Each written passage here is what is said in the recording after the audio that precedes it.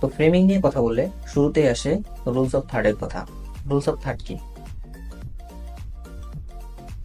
আমি যদি আমার এই স্ক্রিনটাকে 9টা ভাগে সমানভাবে ভাগ করি, তাহলে আমি যে 4টা অ্যাঙ্কর পয়েন্ট পাবো, এই 4টা অ্যাঙ্কর পয়েন্টের যে কোনো একটা অ্যাঙ্কর পয়েন্ট আমি সাবজেক্টকে রেখে যদি কোনো ভিডিও করি, সেটাই রুলস অফ থার্ড আন্ডারে পড়বে।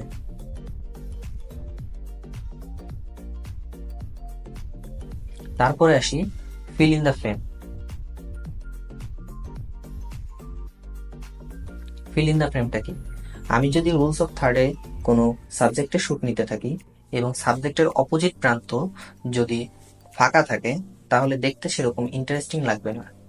কিন্তু আমি যদি সাবজেক্টের যে ফাঁকা প্রান্তটা আছে, ওই প্রান্তে আমি কোনো অবজেক্ট বা কোনো একটা এলিমেন্ট দিয়ে ফ্রেমটা ফিল করি, তাহলে কিন্তু দেখতে খুব ইন্টারেস্টিং লাগবে।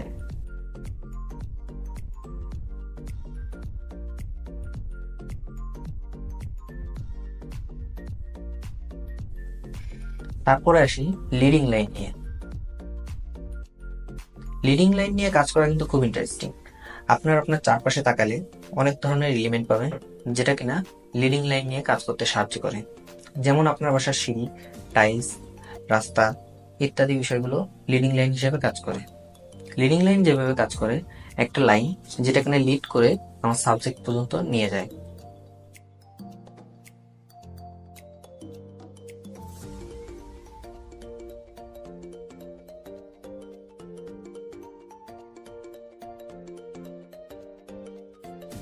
তারপরে যদি আমি রিফ্লেক্ট নিয়ে কথা বলতে চাই,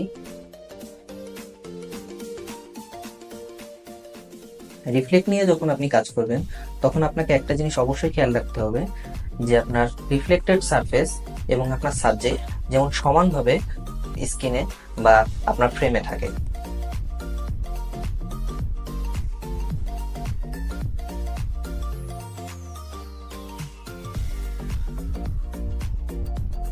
তো আজ এ পর্যন্তই, দেখা হবে আগামী ভিডিওতে।